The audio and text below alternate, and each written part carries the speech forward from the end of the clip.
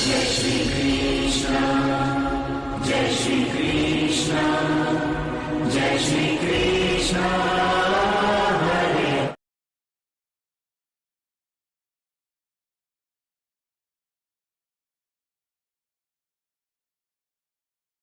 जय श्री कृष्ण जय श्री कृष्ण जय श्री कृष्ण।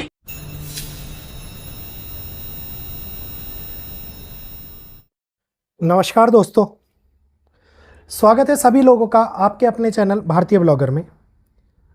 हमेशा आप लोगों को सतर्क रहने के लिए चेतावनी देता आया हूँ। हमेशा आप लोगों को समय से पहले एस्ट्रोलॉजी के माध्यम से जानकारी अवगत कराता आया हूँ। कुछ लोग मानते हैं, कुछ लोग नहीं मानते हैं। जो मानते हैं बहुत ही अच्छा है, अभिनंदन करता हूँ उनका दिल से। जो नहीं मानते हैं उनको कोई सुधार नहीं सकता। इस समय के ऊपर मेरे जो भाई, मेरे जो मित्र, जो भी लोग हैं जो इस समय के ऊपर खास तौर के ऊपर मध्य पूर्व की धरती के ऊपर रह रहे हैं, मिडल ईस्ट की धरती पर रह रहे हैं, आज का ये वीडियो उनके लिए बहुत खास होने वाला है। जस्सी बार बार पूछते हो, बहुत खास होने वाला है। इस वीडियो को ध्यानपूर्वक देख लीजिएगा, समझ लीजिएगा।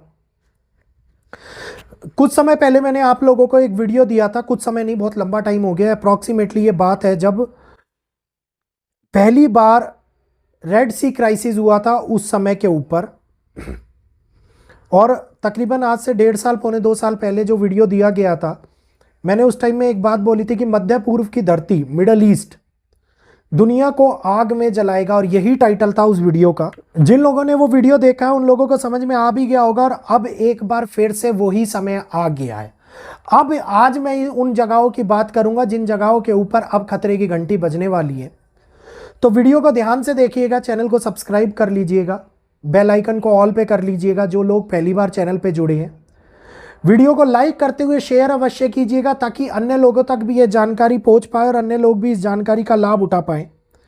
समय बहुत बड़े बदलाव से गुजर रहा है, और इस समय के अंदर होने वाली घटनाएं हम लोगों को कई प्रकार से विद्रोह, नकारात्मक पहलू, राजनीतिक बदलाव और बॉर्डर्स के ऊपर होने वाली बड़ी घटनाओं को दिखाती हैं। एक ऐसा समय दिखा रहा है जैसे ही सूर्य अब राशि परिवर्तन कर रहे हैं, और सूर्य के राशि परिवर्तन के बाद में मेरा वीडियो आप लोगों ने देखा होगा, मैंने कहा था राजाओं के लिए आने वाला संकट बहुत बड़े खतरे को दिखा रहा है, और ये पूरे विश्व में जो लोग प्रतिनिधित्व करते हैं अपने देश का, उनके लिए ये समस्या आ रखी थी, जिसमें से हेल्थ को लेकर के खराबी मैंने बताई है, एसेसिनेशन का प्रयोग बताया, और इतना भी बोला है कि मृत्यु के ऊपर, मृत्यु का डर या फिर जीवन के ऊपर मंडराता मृत्यु का खतरा हम लोगों को देखने को मिल सकता है। खैर, इस बारे में बात नहीं करूंगा। मध्य पूर्व की धरती जो शुरू से ही विवादों की धरती रही है, हमेशा युद्ध हुए हैं, लड़ाइयां हुई हैं, और मध्य पूर्व ने अपने आप को हमेशा ये दिखाया है कि कहीं ना कहीं उसकी चिंगारी ने दुनिया को जलाने का ही काम किया है। अब ये समय निकल करके सामने आ रहा है जिसमें बहुत बड़ा खतरा दोबारे से युद्ध का, एक शांत पानी जिसमें पत्थर मार दिया जाए और उसके अंदर लहरें उठने लगें, वही खतरा अब उठता हुआ दिखाई देगा, और ईरान और इजराइल फिर से एक बार युद्ध की टकरार में गिरते हुए नजर आ सकते हैं। और इस बार ईरान और इजराइल की यह टकरार खास तौर के ऊपर वेस्ट के अंदर अमेरिका को भी खींचेगी, और अन्य देशों को भी खींचने का प्रयास पूर्णतः किया जाएगा। और ये बात मैं आप लोगों को बता देता हूं कि समझ लीजिएगा इस बात को लेकर के, जहां पे ये बोला जा रहा है कि बार बार कि मध्य पूर्व की धरती में रहने वाले भारतवासियों समय नहीं मिल पाएगा निकलने का। और ईरान का जब युद्ध हुआ था, मेरी ये बात पूर्णतः सत्य साबित हुई थी। पुराना वीडियो मैंने आप लोगों को दिखाया था, एयरपोर्ट्स के ऊपर लाइन लग गई थी, फ्लाइट एकदम से सडनली कैंसिल हो गई थी, लोग एयरपोर्ट पर फंस गए थे। वहां पर अगर कोई लोग हैं तो वो बता सकते हैं इस बारे में। और अब जो नाम मेरे पास में आते हुए नजर आ रहे हैं, जिसमें से मैंने आप लोगों को बोला था सीरिया, ओमान के साथ साथ कुवैत, ये सारी की सारी जगह ईरान और इजराइल और इराक इस समय के ऊपर बहुत बड़े नेगेटिव फेस को दिखाते हुए नजर आ रही हैं। मिडल ईस्ट एक बार फिर से युद्ध के अंदर खिंचाव की ओर बढ़ता हुआ चला जाता हुआ दिखाई दे रहा है। और यही वो समय होगा डेफिनेटली जहां पर हम लोगों को जैसे जैसे ये कहिए कि आगे जाते हुए सूर्य और केतु का युति संबंध बनेगा, केतु के संपर्क में सूर्य आएंगे, वैसे वैसे माहौल और भी ज़्यादा खराब होता हुआ नजर आएगा और बहुत बड़ा कोहराम मच सकता है, बड़े हथियार का उपयोग हो सकता है। पेट्रोल के कुओं में आग लगाने का प्रयास या फिर रेडिएशन फैलाने का प्रयास होता हुआ दिखाई दे सकता है, जिसके कारण बहुत सारे लोगों को बहुत बड़ा नुकसान उठाना पड़े। इस टाइम के ऊपर आगे आने वाले तरह में कई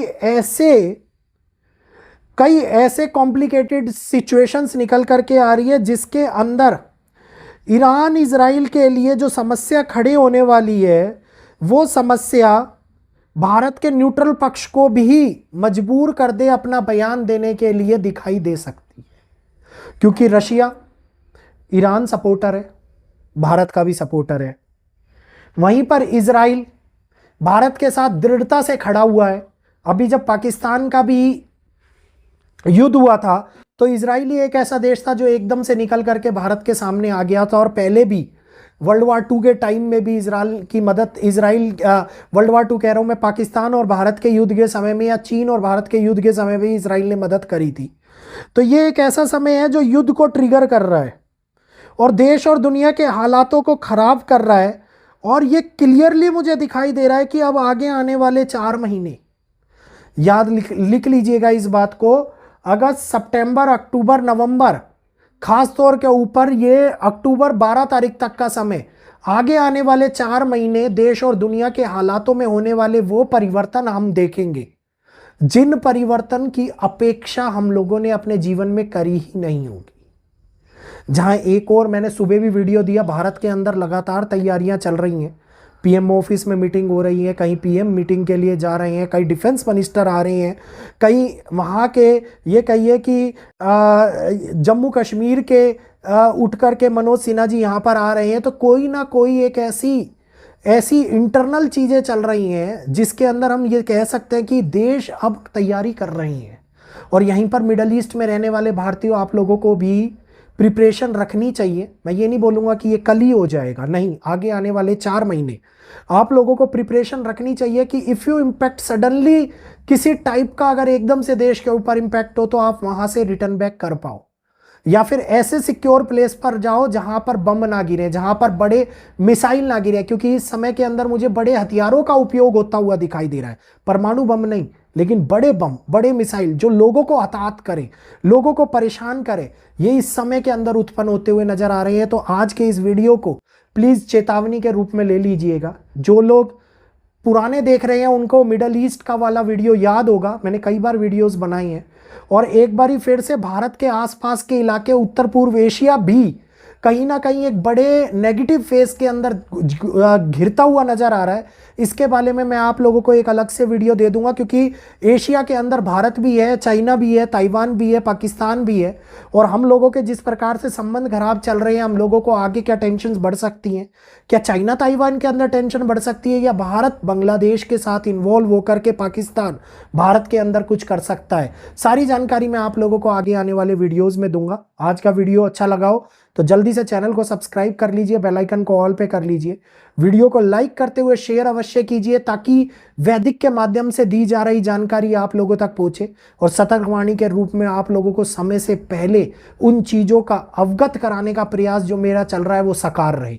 तो आज के लिए इतना ही। अपना सपोर्ट बनाए रखिए, अपना प्रेम बनाए रखिए। आप लोगों का आशीर्वाद है, प्रेम है, सपोर्ट है, इस वजह से ही मैं ये सारी चीज़ें निकाल करके आप लोगों को समय से पहले दे रहा हूँ, और सारी की सारी सत्य भी साबित हो रही है अब के समय के अंदर। तो इजाज़त चाहूँगा, फिर मिलेंगे आपसे। आज के लिए इतना ही। जय श्री कृष्णा, जय माता दी।